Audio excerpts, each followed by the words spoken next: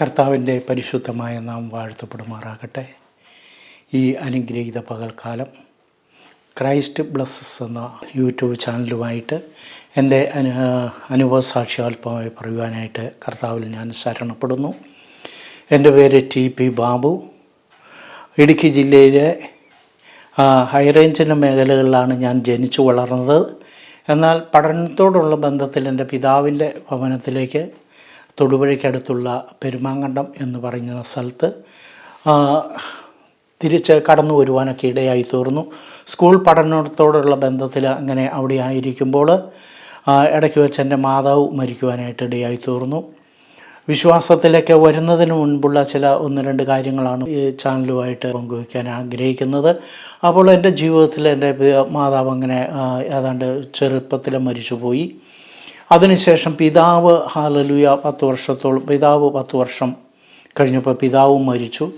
ആ പിതാവ് മരിക്കുന്നതിൻ്റെ 1 വർഷം മുൻപ് ഇങ്ങനെ ഒരു കർത്താവിൻ്റെ ദാസൻ ഞങ്ങളുടെ ഭവനത്തിൽ കടന്നു വരികയും കർത്താവായ യേശു ക്രിസ്തുവിനോട് കുറിച്ചുള്ള കാര്യങ്ങൾ അന്ന് സംസാരിക്കുവാനായിട്ട് ഇടയായി തീർന്നു. അന്ന് ചെറുപ്പത്തിൻ്റെതായ ആ ഒരു കാലഘട്ടമായിരുന്നു.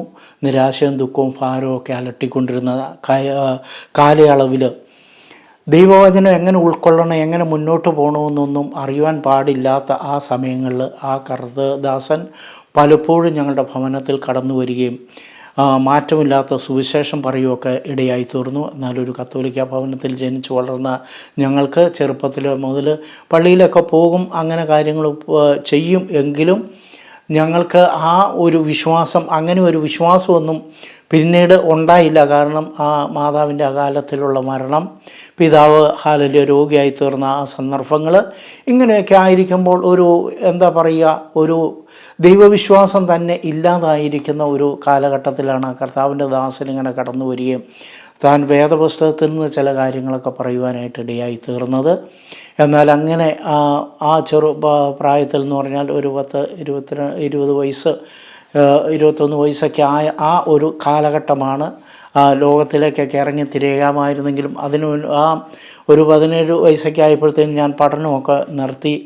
പഠിക്കുവാൻ പോകാനായിട്ടുള്ള സാഹചര്യങ്ങളും സന്ദർഭങ്ങളും എൻ്റെ ജീവിതത്തിൽ ഉണ്ടായില്ല. അപ്പോൾ അങ്ങനെ വരുമ്പോൾ സാമ്പത്തികമായിരിക്കുന്ന ബുദ്ധിമുട്ടുകൾ, പ്രയാസങ്ങളൊക്കെ ഉണ്ട്.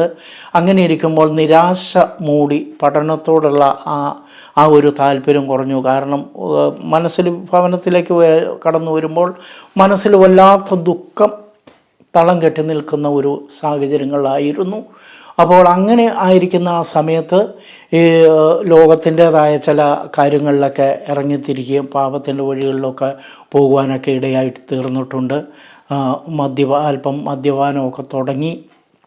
ആ സമയങ്ങളിലെല്ലാം അങ്ങനെ ആ ഒരു കാലഘട്ടം അതായിരിക്കും നല്ല ഒരു ജീവിതം. എന്നാലും ഇടയ്ക്ക് വലിയ നിരാശയും ഭാരമൊക്കെ ഇടയ്ക്ക് വരും. ഇങ്ങനെയൊക്കെ പോകുന്ന ആ സന്ദർഭത്തിൽ ആണ് ഈ ദേവദാസൻ ഭവനത്തിൽ പിതാവ് 1 വർഷമായിട്ട് അല്പം രോഗത്താൽ ഭാരപ്പെട്ട് ശരീരമൊക്കെ തളർന്ന് അങ്ങനെ കിടക്കുന്ന സമയത്ത് ഇതൊരു അദ്ദേഹത്തെയൊക്കെ ഏൽപ്പിച്ചേക്കണ കാര്യമായിരിക്കും. അതിനോടൊന്നും ഒരു വിശ്വാസം ഇല്ലായിരുന്നു. എന്നാൽ അദ്ദേഹത്തിൻ്റെ സ്നേഹമായ പെരുമാറ്റവും ദൈവവചനത്തിൻ്റെ ആഴങ്ങളൊക്കെ പഠിപ്പിക്കുകയൊക്കെ ചെയ്തതും പ്രകാരം 1986 രക്ഷിക്കപ്പെടുവാനായിട്ടിടയായി തീർന്നു. സ്തോത്രം, ഹല്ലേലൂയ. അതിനുശേഷം ദൈവവചനം വായിക്കുവാനും ദൈവവചനത്തിൽ നിന്നൊക്കെ ഓരോ കാര്യങ്ങൾ മനസ്സിലാക്കുവാനും യേശു ക്രിസ്തുവിനെ രക്ഷകനും കർത്താവുമായിട്ട് സ്വീകരിച്ച് 1986 ഏപ്രിൽ മാസം 6-ാം തീയതി ജലത്തിൽ സ്നാനപ്പെടുവാനൊക്കെ ഇടയായി തീർന്നു. അതിനുശേഷം ക്രിസ്തീയ ജീവിതം ഇങ്ങനെ മുന്നോട്ട് പോകുമ്പോൾ 1999 ഞാൻ വിവാഹം കഴിക്കുന്നത്. രക്ഷിക്കപ്പെട്ട ഒരു ക്രിസ്തീയ കുടുംബത്തിൽ ജനിച്ച ജെസ്സി ആണ് ഭാര്യ. എനിക്ക് 3 കുഞ്ഞുങ്ങളുണ്ട്. 2 ആൺ പൈതലും 1 പെൺകുഞ്ഞുമുണ്ട്. സ്വതന്ത്രം. മൂത്ത മോൻ ഇങ്ങനെ ഒരു സ്റ്റുഡിയോയുമായിട്ട് ബന്ധപ്പെട്ട് അവൻ ജോലി ചെയ്യുന്നു. അവൻ വസിക്കുന്ന ഭവനമാണിത്. ഇളയ കുഞ്ഞ് പെൺകുഞ്ഞാണ്.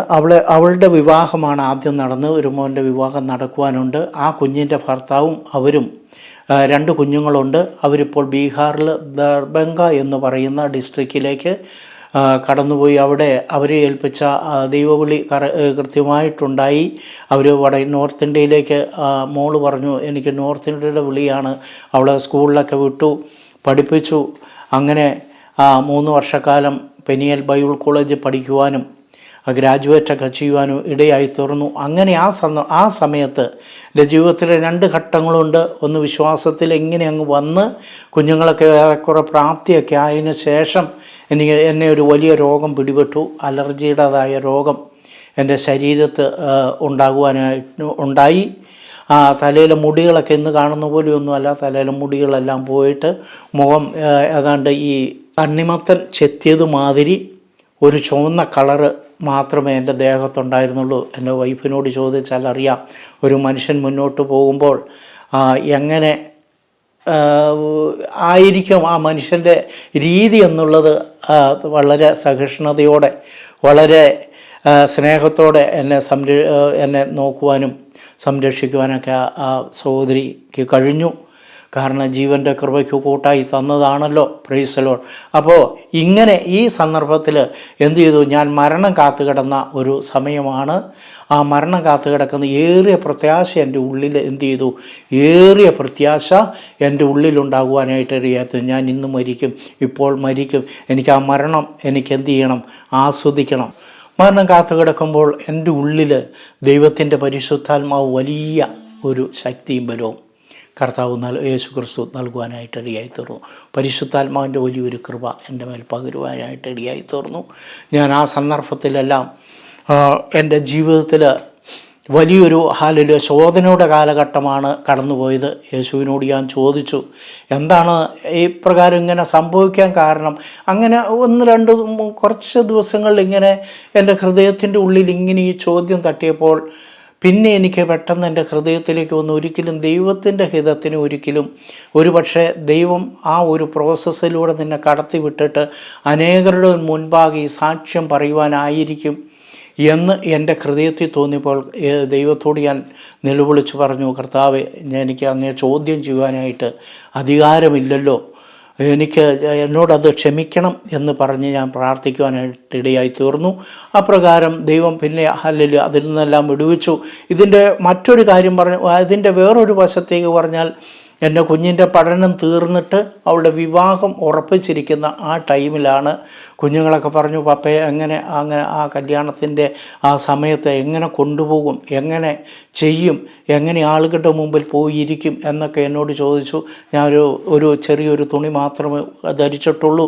എനിക്ക് ഷർട്ടോ അല്ലെങ്കിൽ പെട്ടെന്നൊരു മറ്റ് വസ്ത്രങ്ങളോ ഒന്നും ധരിക്കുവാനായിട്ട് കഴിയാത്ത അവസ്ഥയിലാണ് ഞാൻ അപ്പോൾ ആയിരിക്കുന്നത്. കട്ടിലിൽ ഇങ്ങനെ കിടന്നാൽ ബെഡ്ഷീറ്റൊക്കെ ദേഹത്ത് ഒട്ടിപ്പിടിക്കും. അപ്പോൾ അങ്ങനെ 1-2 പ്രാവശ്യമായി കഴിഞ്ഞപ്പോൾ ഞാൻ എന്ത് ചെയ്തു, എൻ്റെ പ്രിയപ്പെട്ടവളോട് പറഞ്ഞു, നിങ്ങളൊരു വാഴയില കീറിക്കൊണ്ട് ഇടണം എനിക്ക് കിടക്കാൻ പരുവത്തിന് എന്ന് പറഞ്ഞ് അങ്ങനെ ആ ഇലയിൽ ഒരു 4-5 ദിവസങ്ങൾ ഇങ്ങനെ കിടക്കുവാനായിട്ട് ഇടയായി തീർന്നു. കാരണം ഇത് ഒട്ടിപ്പിടിക്കും ദേഹത്ത്, വല്ലാത്ത വേദന. അപ്പോൾ ദേഹത്തേക്ക് തുണി പറ്റിയിട്ടുണ്ടെങ്കിൽ ആ തുണി ഇങ്ങനെ പഴുപ്പും ഇതെല്ലാം ആയിട്ട് ഒട്ടിപ്പിടിച്ച് അത് പറിച്ച് എടുക്കേണ്ടി വരുമ്പോൾ വല്ലാത്ത വേദന അനുഭവപ്പെടുന്ന ഒരു സാഹചര്യങ്ങളൊക്കെ ആയിരുന്നു. അതിനുശേഷം തലയിൽ ഇങ്ങനെ ഞാൻ എന്ത് ചെയ്തു, ഇച്ചിരി വെയിലൊക്കെ കൊള്ളുമ്പോൾ ഒരു ആശ്വാസം ഉണ്ടെന്ന് ഓർത്ത് ഇങ്ങനെ പോയിരുന്നപ്പോഴത്തേന് ഈച്ച വന്നിരുന്ന് കടിച്ചിട്ട് 2-3 ദിവസം കഴിഞ്ഞപ്പോൾ ഇവിടെ പഴുത്തു. തലയുടെ ഈ ഭാഗത്ത് പഴുത്ത് കഴിഞ്ഞപ്പോഴത്തേനും പിള്ളേർ പറഞ്ഞു, അവർ നോക്കിയിട്ട് എനിക്ക് അങ്ങോട്ടോ ഇങ്ങോട്ടോ ഒന്നും തിരിയത്തില്ല, ഈ കക്ഷത്തിൻ്റെ അവിടെ ഇങ്ങനെ ഇവിടെ അതുപോലെ തന്നെ ഈ താടയുടെ ഈ വശമെല്ലാം ഈ തൊലികളെല്ലാം പോയിട്ട് ഒരു ചുമപ്പ് കളർ മാത്രമേ ഉള്ളൂ എൻ്റെ ദേഹത്ത്. അത് ചൊറിച്ചിലും കൂടും. അപ്പോൾ ദൈവത്തോട് പിറുപിറുക്കുകയല്ല, എന്നാൽ എനിക്കറിയാം ഒരു പക്ഷേങ്കിൽ ദൈവം എന്നെ വിളിച്ചു ചേർക്കുകയാണെങ്കിൽ ഏറിയ പ്രത്യാശയോടെ പോകണം. ആ ഒരു പ്രത്യാശ അന്ന് എൻ്റെ ഹൃദയത്തിലുണ്ട്. വലിയൊരു വിശ്വാസം, വലിയൊരു ആത്മബലം എൻ്റെ ഉള്ളിലുണ്ട്.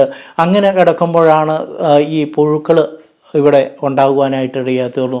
അപ്പോൾ ഞാൻ പെട്ടെന്ന് എൻ്റെ ഹൃദയത്തിൽ ഇങ്ങനെ യോബിൻ്റെ കാര്യം ആ പുസ്തകങ്ങളൊക്കെ എടുത്ത് ഞാൻ ഇടയ്ക്ക് വായിക്കുമ്പോൾ അത് യോബിനെ നമുക്ക് താരതമ്യം പറയാനായിട്ട് ഒരിക്കലും സാധ്യമല്ല. കാരണം അതിൻ്റെ ഒരു എന്താ പറയുക, അത് ആ ദൈവഭക്തൻ അനുഭവിച്ച ഒരു സൂചിമനെ തോണ്ടിയെടുക്കാവുന്ന ഒരു കഷ്ടം പോലും നമ്മുടെ ഒന്നും ജീവിതത്തിൽ ഇല്ല പ്രിയമുള്ളവരെ. അതുകൊണ്ട് സ്തോത്രം, ഇങ്ങനെ ആ ഒരു കാര്യങ്ങളിങ്ങനെ മുന്നോട്ട് പോകുമ്പോൾ ഞാനിങ്ങനെ പെട്ടെന്ന് എൻ്റെ ഹൃദയത്തിൽ നിന്നാൽ ഞാൻ പടക്കൂട്ടത്തിന് നേരെ 18 സങ്കീർത്തനത്തിൽ എഴുതി ഇരിക്കുന്നു, നിന്നാൽ ഞാൻ പടക്കൂട്ടത്തിന് നേരെ പാഞ്ഞേലും എൻ്റെ ദൈവത്താൽ ഞാൻ മതിൽ ചാടിക്കടക്കും എന്നുള്ള വചനം എൻ്റെ ഹൃദയത്തിൽ ഇങ്ങനെ കിടന്ന് കറങ്ങുവാനായിട്ട് തുടങ്ങി.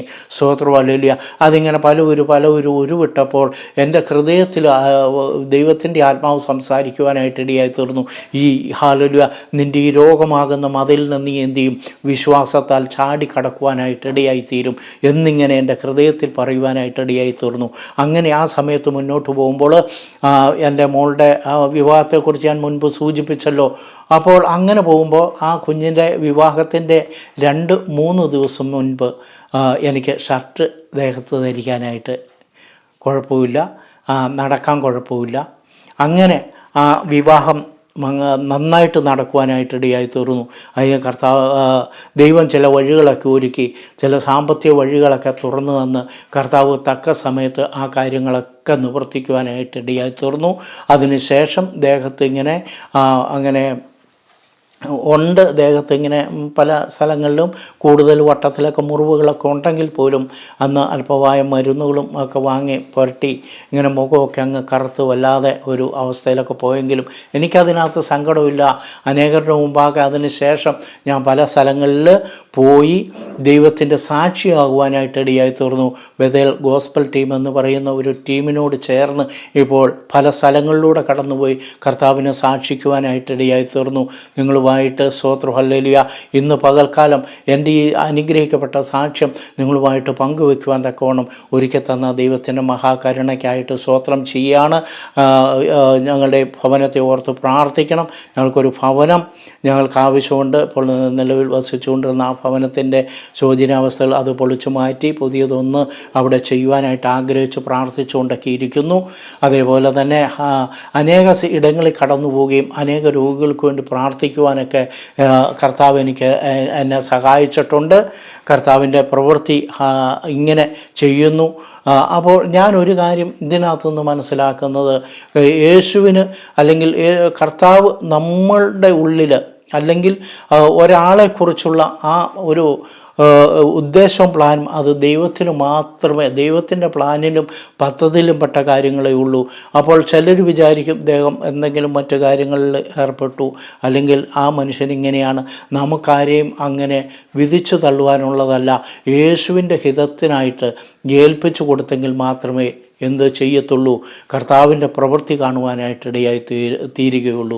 അതുകൊണ്ട് എൻ്റെ ഈ സാക്ഷ്യം കേൾക്കുന്ന പ്രിയപ്പെട്ടവരെ, നിങ്ങളോട് എനിക്കൊരു കാര്യം പറയുവാനുള്ളത് എന്താണെന്ന് വെച്ചാൽ, കർത്താവായ യേശുവിനെ നിങ്ങൾ രക്ഷകനും കർത്താവുമായി സ്വീകരിച്ച് യേശു പറയുന്ന ആ വഴിയിലൂടെ പോയാൽ നമുക്ക് കഷ്ടങ്ങൾ വന്നേക്കാം, നഷ്ടങ്ങൾ വന്നേക്കാം, പ്രയാസങ്ങൾ വന്നേക്കാം.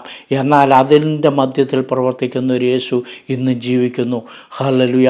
ആ യേശു ക്രിസ്തു ഇന്നലെയും ഇന്നും എന്നേക്കും അനന്യനായിരിക്കുന്ന യേശുവിൻ്റെ പാദപീഠത്തിങ്കൽ അടിയനെ തന്നെ ഏൽപ്പിച്ചുകൊണ്ട് ഈ സാക്ഷ്യം നിങ്ങളുടെ മുൻപാകെ പറഞ്ഞുകൊണ്ട് ദൈവകരങ്ങളെത്താണ്.